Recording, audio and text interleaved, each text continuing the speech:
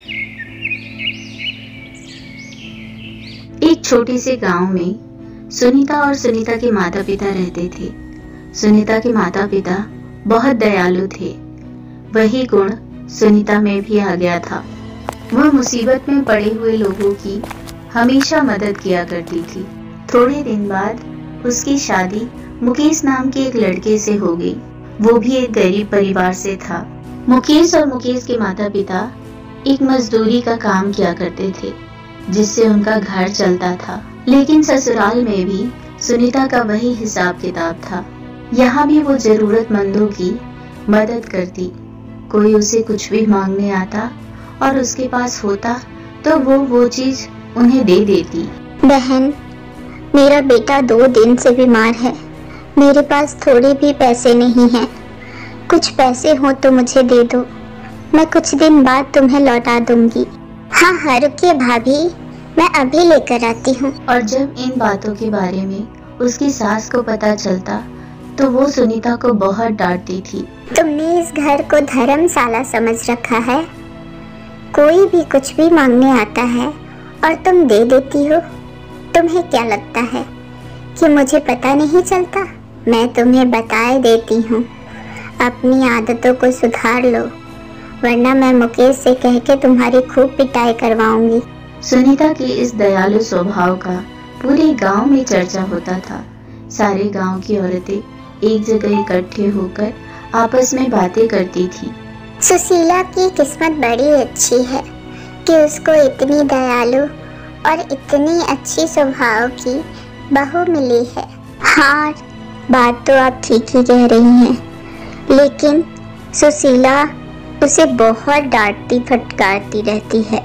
हाँ, डांटेगी क्यों नहीं भला? उसकी बहू पूरब है तो सुशीला पश्चिम है। एक बार ऐसा हुआ कि लगातार बारिश हुई जा रही थी। मुकेश और मुकेश के माता पिता काम के लिए जाते, लेकिन उन्हें कोई काम नहीं मिलता। ये सिलसिला कुछ हफ्तों तक चलता रहा। फिर क्या था, अब कई दिनों तक उन्हें कोई भी काम नहीं मिला। काम ना मिलने की वजह से घर में खाने का एक दाना तक नहीं था। रोज बारिश में ही वो घर से निकलते, काम ढूंढते, बट काम नहीं मिलने की वजह से वो निराश होकर घर लौट आते। अब निराश होकर सभी भूखे प्यासे बैठे हुए थे। माँ, मुझे बहुत जोरों की भूख लगी है। भूख के मारे जान निकली जा रही है और घर में एक निवाला तक नहीं है। अब आगे क्या करेंगी माँ? हाँ बेटा, भूख तो मुझे भी लगी है। 2 दिनों से सिर्फ पानी पीकर गुजारा कर रहे हैं। ऊपर वाले पे भरोसा रखो। सब लोग आपस में बातें कर ही रहे होते हैं, तभी पड़ोसन पुष्पा वहां आती है। लो, आ गई गरीबी में आटा गीला करने। क्या हुआ, आप सब लोग इतने परेशान क्यों लग रहे हैं? बोलो ना भाभी, आखिर बात क्या है? अरे ये क्या बोलेगी, ये तो सिर्फ दान देना जानती है। दान लेने की बुद्धि इसके पास नहीं है। 2-4 दिनों से हम लोग भूखे हैं, सिर्फ पानी पीकर गुजारा कर रहे हैं।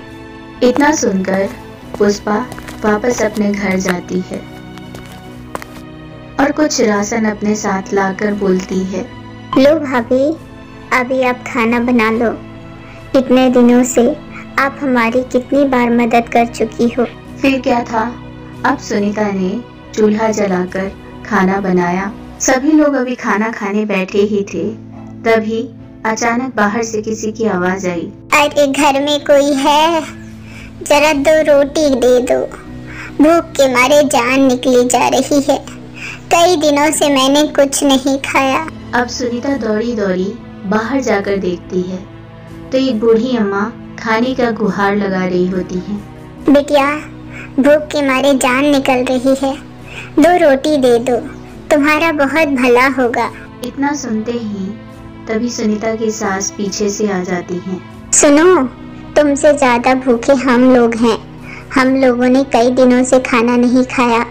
हमारे पास एक निवाला खुद के लिए नहीं है, तो हम तुम्हें 2 रोटी कैसे दे दें? जाओ, यहाँ कुछ भी नहीं है। अपनी सास की बातें सुन सुनीता का दिल छोटा हो जाता है।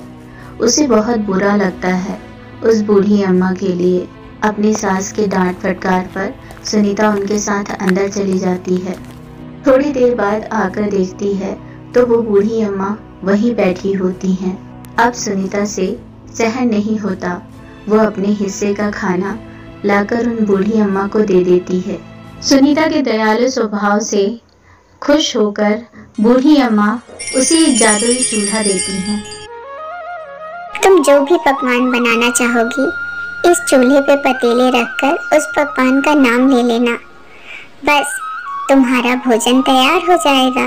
लेकिन मेरी एक बात हमेशा याद रखना, अपने इस परोपकार की भावना को हमेशा बनाए रखना, दूसरों की मदद करते रहना, वरना ये चूल्हा अपना जादू दिखाना बंद कर देगा। अब अगले दिन जब सुनीता उस चूल्हे पे पतीला रखती है, हे चूल देवता, मुझे खीर बनाना है।